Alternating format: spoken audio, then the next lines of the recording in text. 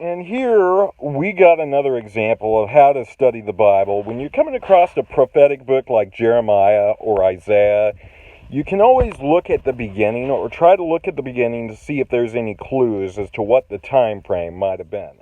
Jeremiah chapter 1, we're starting the words of Jeremiah, son of Hilkiah, one of the priests of Anathoth, in the territory of Benjamin. The word of the Lord came to him in the 13th year of the reign of Josiah, son of Amnon, king of Judah, and through the reign of Jehoiakim, son of Josiah, king of Judah, down to the 5th month of the 11th year of Zedekiah, son of Josiah, king of Judah, when the people of Jerusalem went into exile.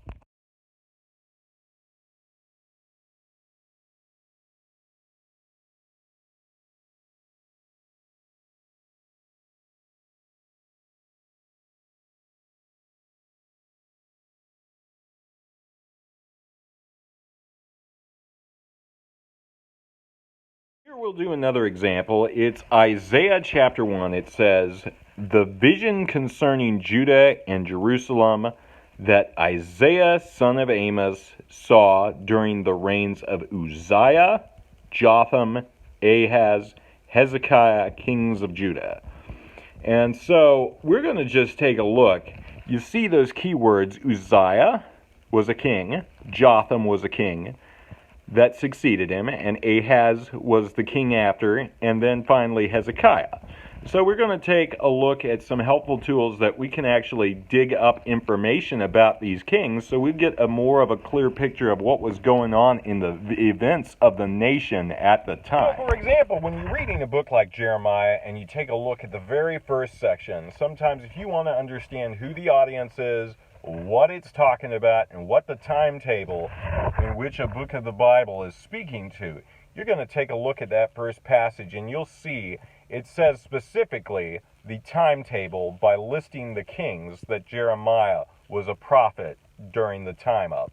And if you want to take a look, for example, it says Josiah. If you want to take a look at, for example, 2 Kings 23, it speaks about Josiah. I think it's 2 Kings 22 through 23. It talks about Josiah, as well as 2 Chronicles 34 through 35. And so you'll get an idea of what was going on in the stories of the kings while Jeremiah was prophesying. You'll see some background details that you might have missed that will help make more sense of the story of like reading through Jeremiah. What you got to understand is some of those books of the Bible, like 1st and 2nd Chronicles, 1st and 2nd Kings, they're more of historical books, whereas Isaiah was basic prophecies to the nations during those times that certain events overlap. So if you want to get a historical account of what was going on throughout the nations, you're going to go to 1st and 2nd Chronicles and 1st and 2nd Kings, and that spans over the years of all the kings that had reigned over Judah and the northern kingdom of Israel. And so you get a historical account from those books. But if you want to actually look at the prophecies, you're going to go to the prophecies like Isaiah, Jeremiah, stuff like that. That's just a helpful thing to remember.